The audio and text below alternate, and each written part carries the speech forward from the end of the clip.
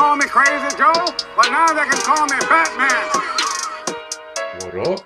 Welcome back once again to the Necro Zoo. I am Bones.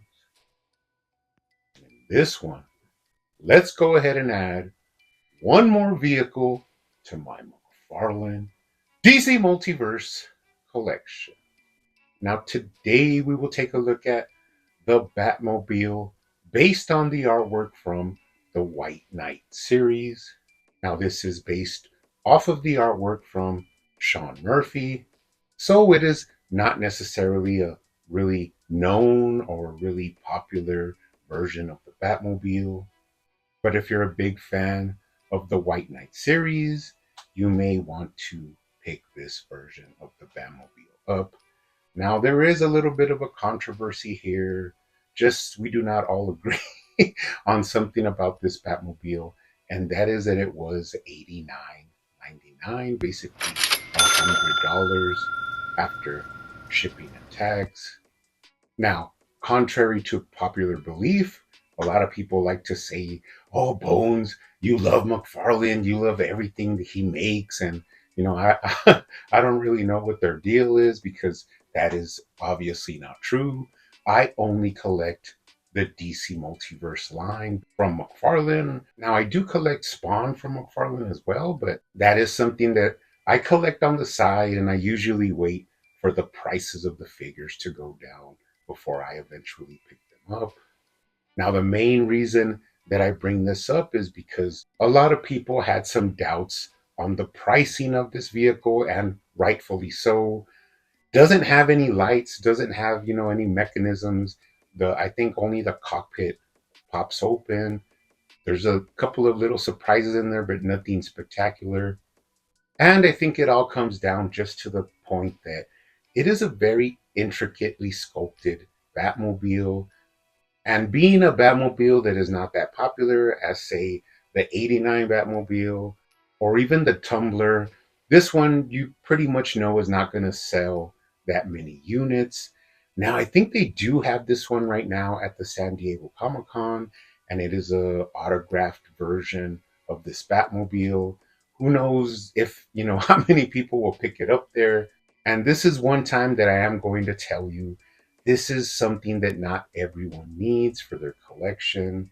If you kind of want it, but you want to wait to see if the price goes down, then that is definitely your prerogative. Hey, I might even pick one up if I see that the price goes down just to have one to keep mint in box. But this one definitely should have been priced a little bit more towards the $60 price point, basically matching it up with the previous Batmobiles and even the Tumbler. And the Tumbler does come with a figure, the Lucius Fox figure, and this one does not. Now, they do put on the box that figure not included. They do have a reference picture of this variant colored White Knight Batman, which is rather interesting. Just comes in a box replicating the artwork from the White Knight comic book. On the bottom of it, you do have just something to show you how the canopy pops open. But besides that, not really any kind of spectacular packaging. And when you do open it up, aside from some cardboard buffers, it just comes in a, plastic bag. Packaging is also very minimal. No extras, nothing hidden in any of the packaging. So do not worry about that.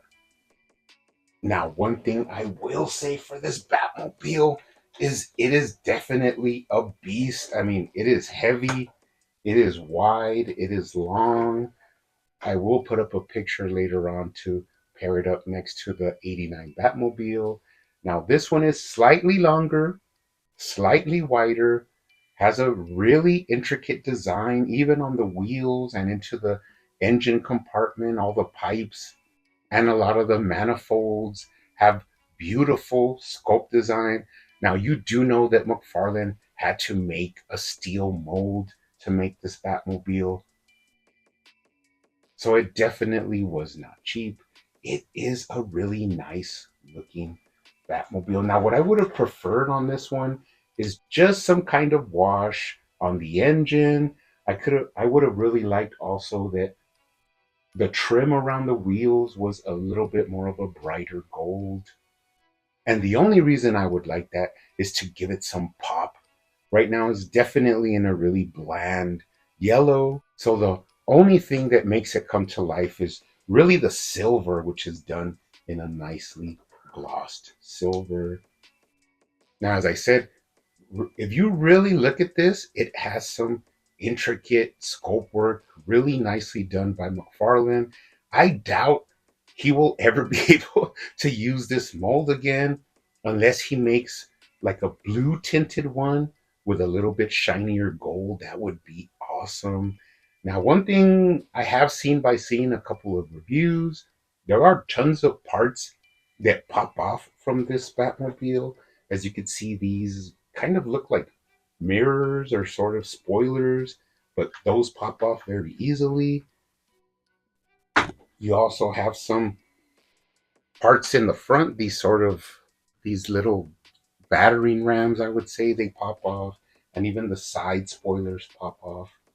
Now, once again, as I said, you cannot play down the intricacy and the beauty of the engine. All the different parts are sculpted out, which is definitely different from having like a Spin Master vehicle where a lot of these parts would be really soft, where you wouldn't be able to tell any sort of bolts or mechanisms.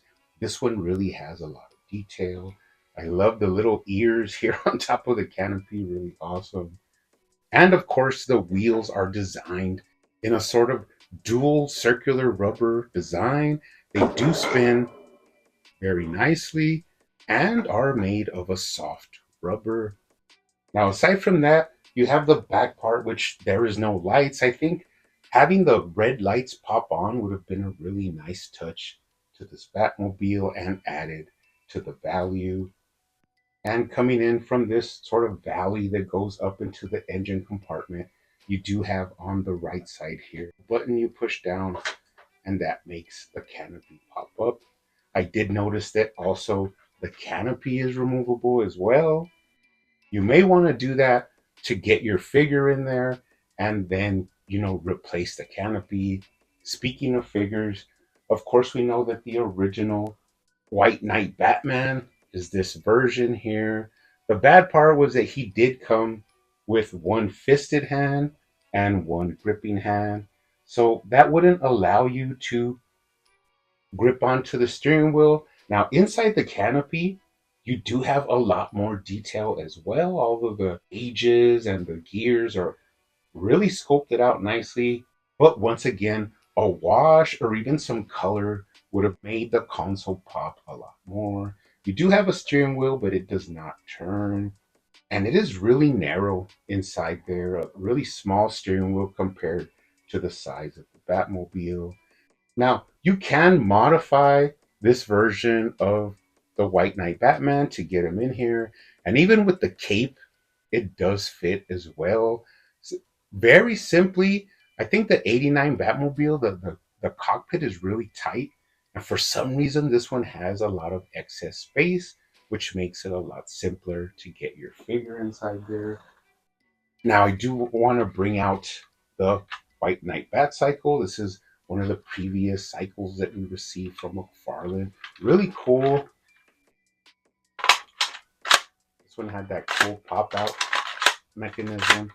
And I have a modified Batman figure on here where I put two gripping hands, allowing him to grip on to the handlebars. Pretty nice to have two vehicles from the White Knight storyline. Now, I had been preparing for this vehicle, and we do have the alternate version of the White Knight Batman where he comes with two swords. This came in that Azrael 2-pack. And what I really liked about this figure, he already comes with the two gripping hands. So I did order an extra one of these online. It was really cheap. I think it was even maybe like $10 plus shipping, which ended up being like $13. But as you can see, he slips in there really easily. No problem at all getting him in there. You can manipulate his arms to grab onto the steering wheel. And this is the figure that I will be using to sit inside of this Batmobile permanently. Once you do get him in there, of course, the roof does close and snap down on there. Really nice, simple, a lot easier to not have to struggle a lot to get your figures in there. Real simple design, really nice and sleek. So pretty happy with this one. It is a nice piece. I will have to make, a shelf to display him in on his own. The only other thing I would remind you guys, of course, is that this is not a really needed piece for your DC Multiverse collection. You can hold off on it. You could pick it up if you want. Of course, me being a disgusting completist, I did have to pick at least one up and have it in my collection. Although I was not happy paying the elevated price, but what's done, it's done. Wasn't a big deal for me. And it is very satisfying to have it for my complete DC Multiverse collection. Now, a really cool thing was that when you first get this and you pop open the canopy, of course, the card is inside of there. Just an image, kind of a rendering of the Batmobile. Of course, on the back, you do have some information, but nothing special. So, I mean, not really an accessory, but it is cool that it comes with its own card. Now, I do have the 89 Batmobile here, and you can pretty much see that they're really close to being the same length and width, but the White Knight Batmobile does edge it out very slightly, but it is a slight bit larger than the 89 Batmobile, but not by much. But I will tell you that it definitely is heavier than, than the 89 Batmobile. So it is what it is. Like I said, this is something that not every collector needs unless it is reduced in price. And then maybe even I will pick up another one of these. But one thing this does show you, and that is that we are very fortunate to already add to our vehicle collection. Of course, at the beginning, we had the Bat Raptor. We went into the Batmobile, even the Batwing up here behind me. And now delving deep into the Batmobiles with the 89, the Tumbler, and at the San Diego Comic-Con, they did reveal we will be getting a Batmobile from Batman Forever. So that is awesome. Definitely taking McFarlane one step closer to grabbing that best DC figure line of all time. But anyways, you guys keep hunting out there, keep collecting, keep customizing, and I will see you on the next one.